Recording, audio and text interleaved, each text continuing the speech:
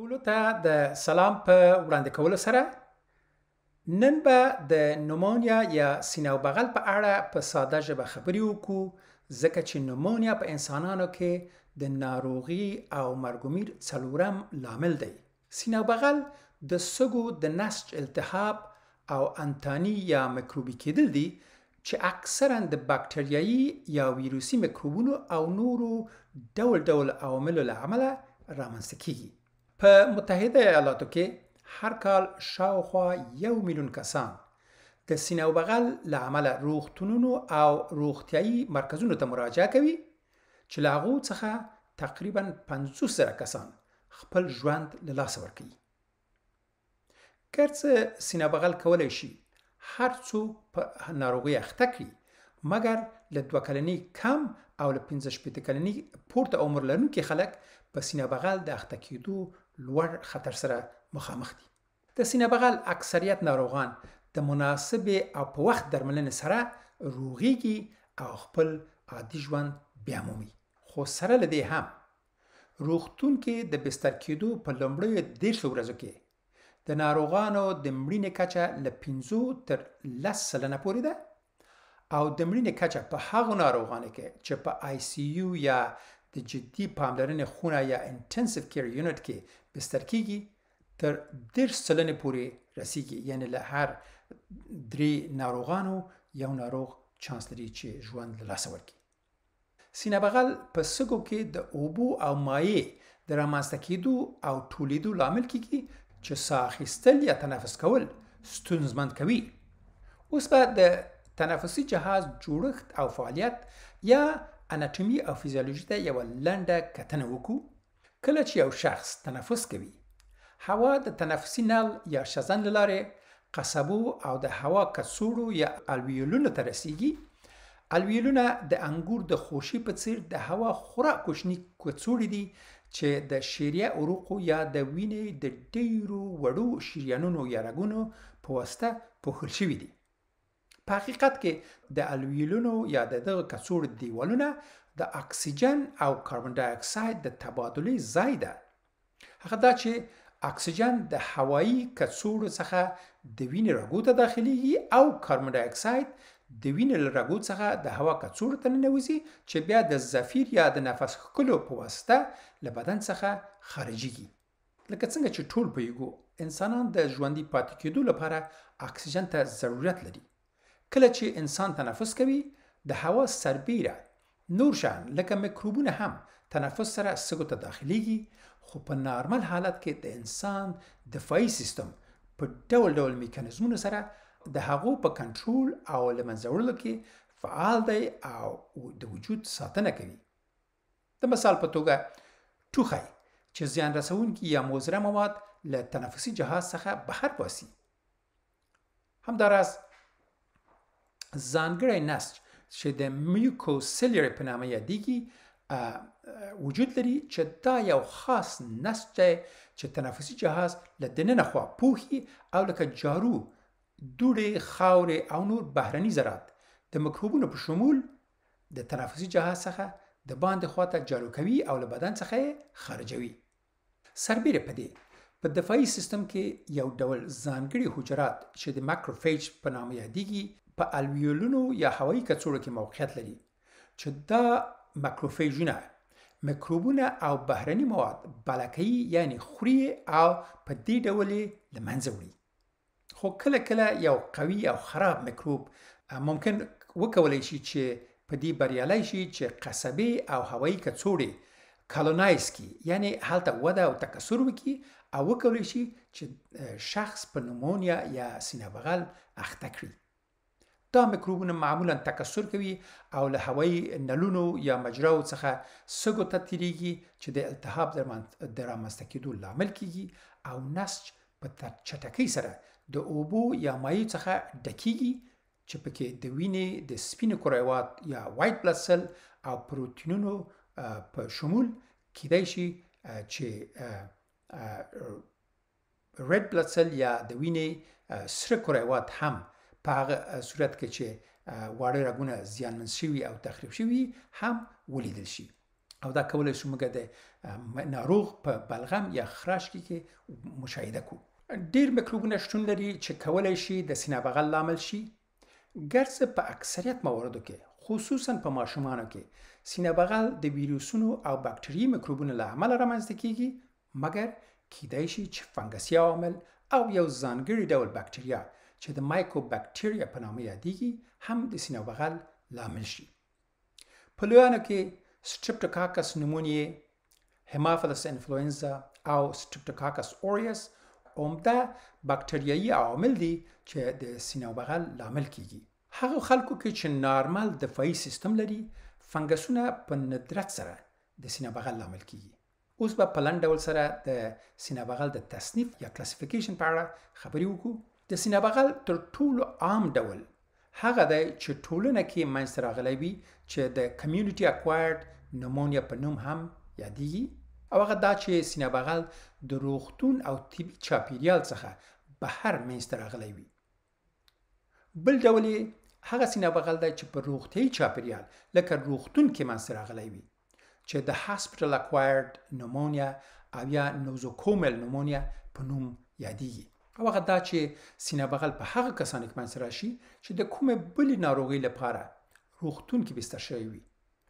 دا ډول سینه بغل معمولا جدي وي، او دلیل هم دا دی چې له یوې خوا هغه کسان چې بستر وي طبعا د ناروغۍ سره مخامخي، او له بلې خوا د دوی معافیتي سیستم هم معمولا ضعیفي، او له بلې خوا هغه میکروبونه چې روغتون کې شتون لري د مختلفو انټيبیوټیکونو په وړاندې مقاومت لري، ځکه چې د مخه د انټيبیوټیکونو سره مخامخ شوي دي او مقاومت کسب کړی. دا ډول میکروبونه کولای شي چې د انټيبیوټیک ضد مقاومت لرونکي جینونه یو د بل سره تبادله کړي، چې یو بیلګه ميتاسيلين ريزيستنت ستاف اوريوس یا MRSA یا مرسا ده.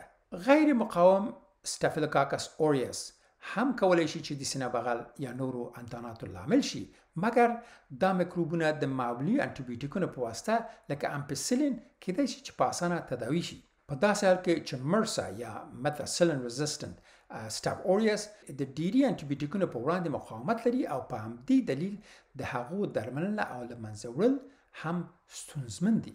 د سینه بغل یو بل کټګوري وینټیلیټر پورې اړوند سینه بغل دی چې په حقیقت کې د هاسپټل اکوایرډ نومونیا یو بل ډول دی، او په هغو ناروغانو کې پیښیږي چې د تنفسي مشکل له امله وینټیلیټر سره وصل وي.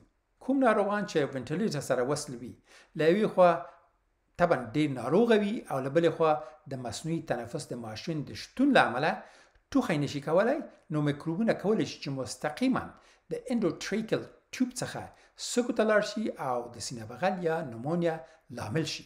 د میکروبونو تنفس کولو سربیره نورې لارې هم شتون لري چې د سینه بغل لامل شي.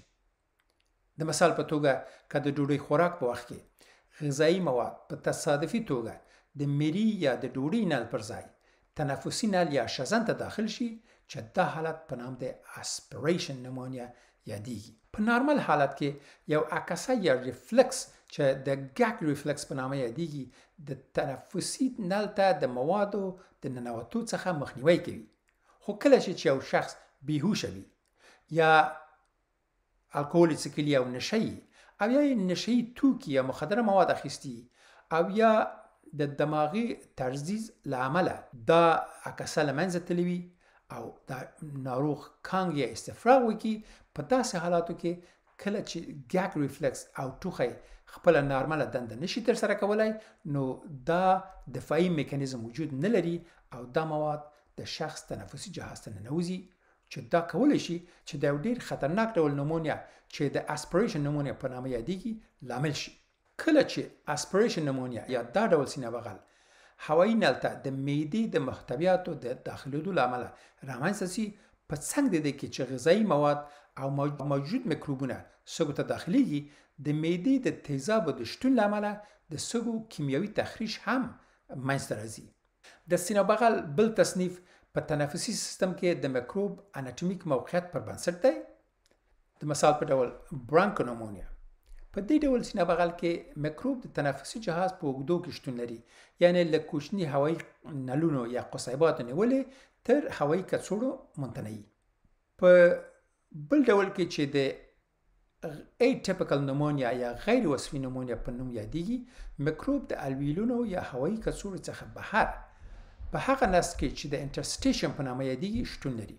بل ډول لوبر نومونیا یا فوسین سینه بغل یادېږي چې په دې کې میکروب د سږو یو لوب یا فوس اخته کوي او د لوب د کانسالیډیشن یا سختي لامل ګرځي، یعنی ټول لوب له اوبو یا مایو څخه ډکیږي. د لوبر نومونیا یا فوسین سینه بغل لامل په اکثریت واقعاتو کې د سټرپټوکاکس نومونیا په نامه یو میکروب دی. لوبر نومونیا معمولا څو مرحلې لري. لومړی مرحله د احتقان یا کنجسشن په نامه یادېږي، کوم چې د ناروغۍ په اول 2 ورځو کې رامنځته کیږي. په دې مرحله کې هوایي کڅوړې یا الویولونه له اضافي مایع څخه په ډکېدو پیل کوي. بله مرحله د سور تکبد یا ریډ هپټایزیشن په نامه یادېږي چې د ناروغۍ له 3 تر 4 ورځو پورې منځته راځي. په دې مرحله کې اکزودیټ یا ترشحات چې د وینې د سرو حجرو، د نیوټروفیلونو او فایبرون لرونکي دي د سږو فضا ډکوي او سږي یا ششونه د جامد حالت ته وړي.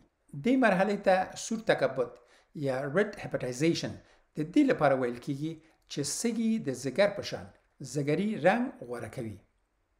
درېیمه مرحله د خړ تکبد یا ګری هپټایزیشن په نوم یادېږي چې معمولا د ناروغۍ له 5 تر 7 ورځې پورې واقع کېږي.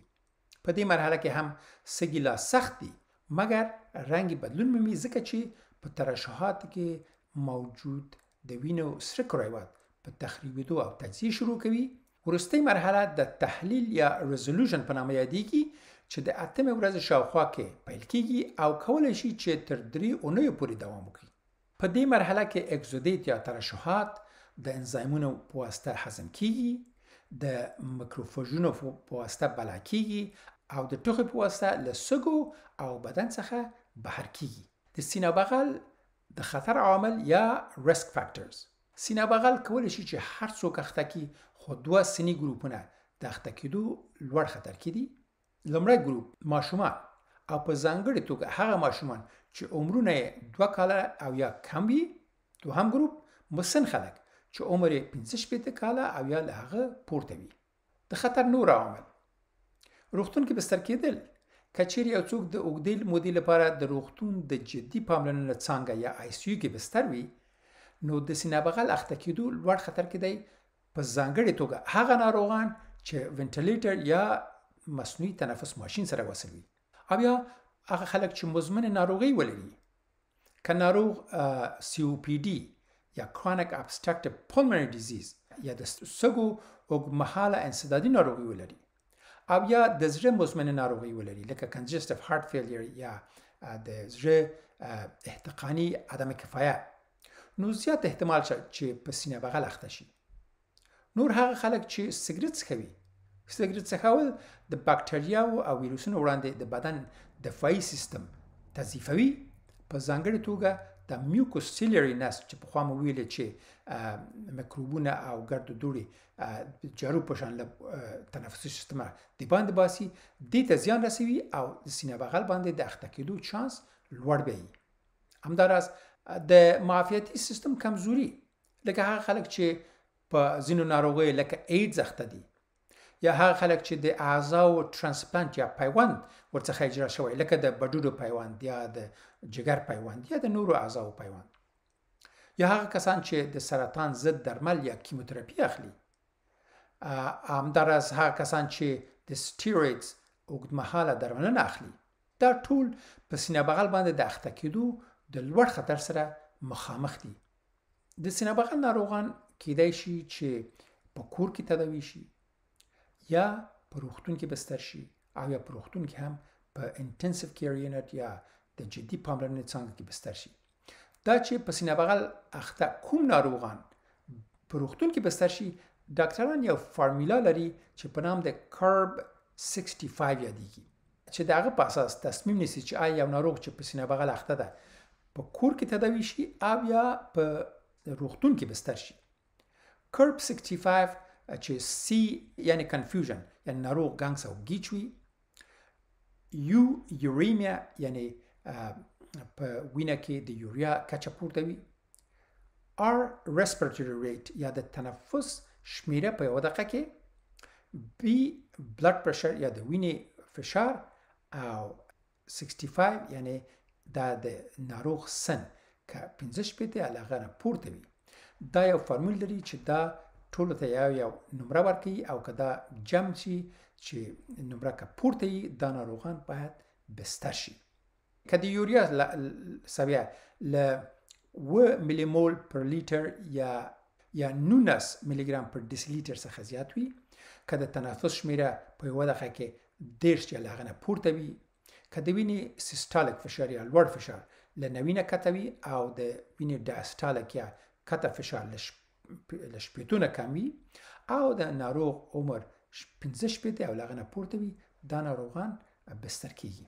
د سینه بغل سیر کیدای شي چې سپک یا خفیف یا مایلډ وي، معتدل وي یا متوسط یا ماډریټ، ډیر سخت وي یا سیویر او یا د ژوند ګواښونکی وي.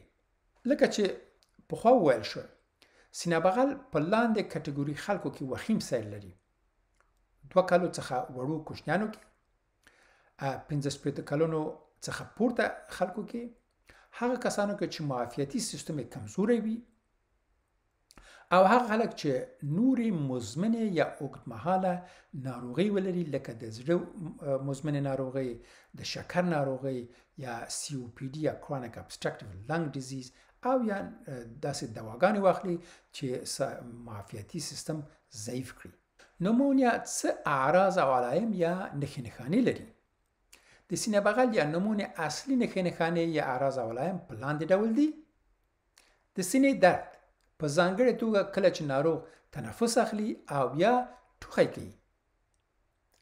ګنګسیت یا کنفیوژن یا د ناروغ شعوري حالت کې د بدلون پیدا کېدل په ځانګړې توګه هغه ناروغانو کې چې عمر یې له 65 کلونو څخه لوړ وي.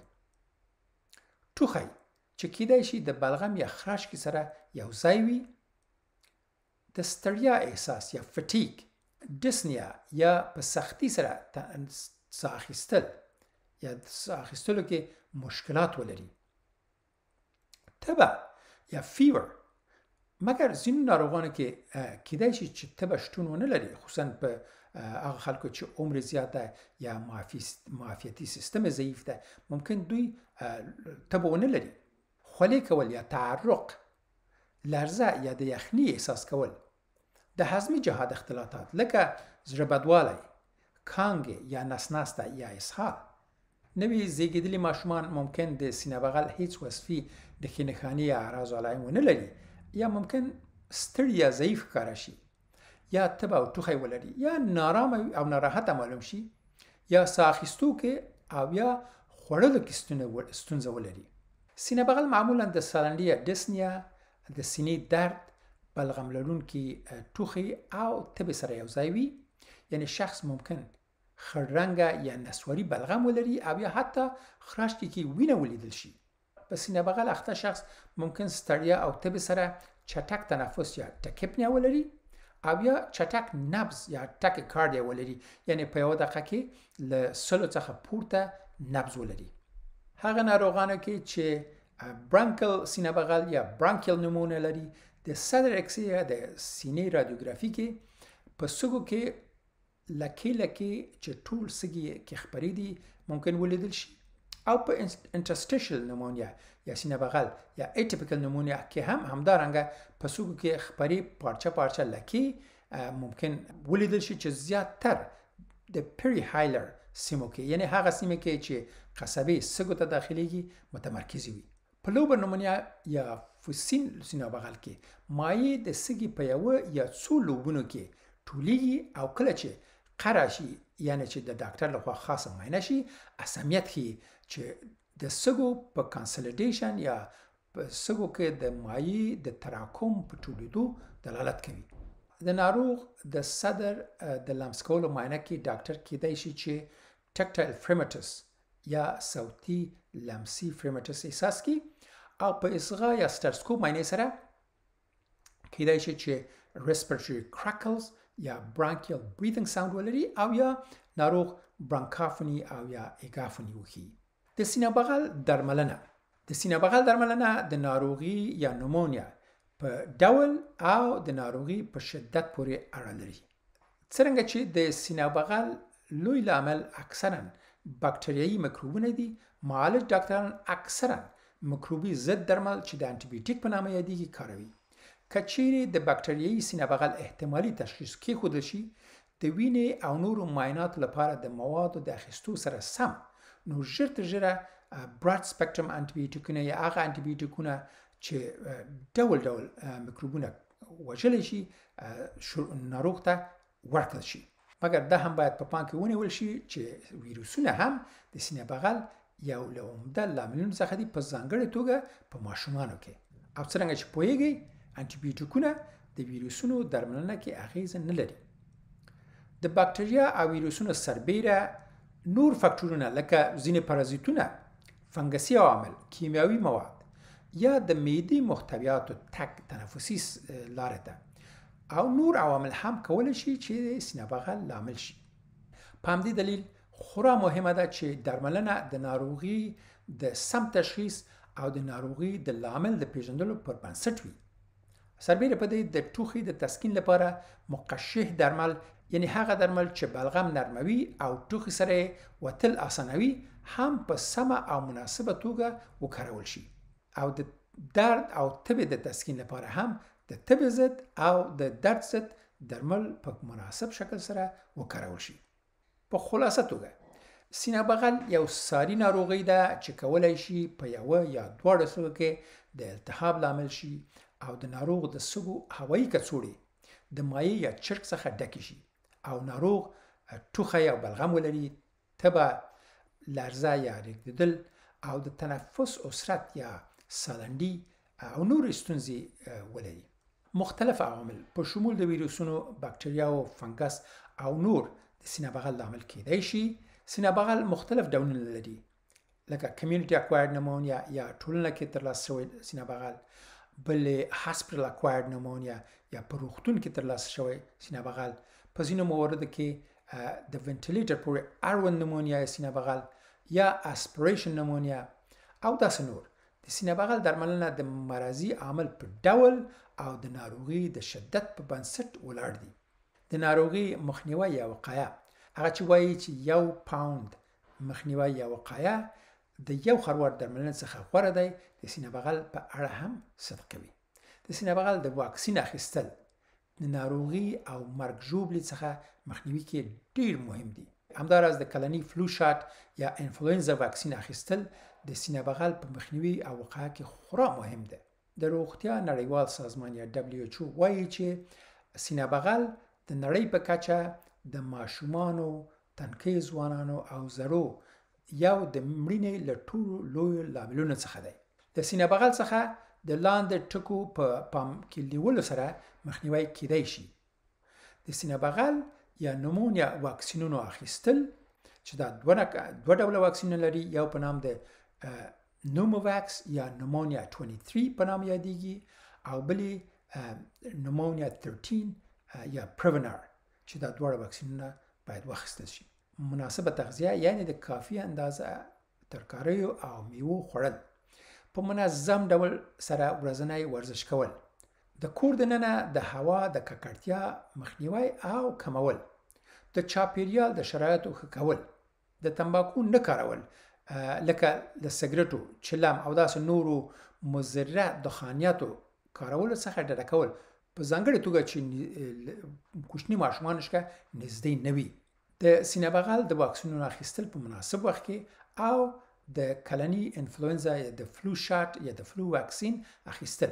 هیله ده چې دا صحبت مو ګټور موندلی وي. ټولو ته د روغتیا او خوښي په هیله.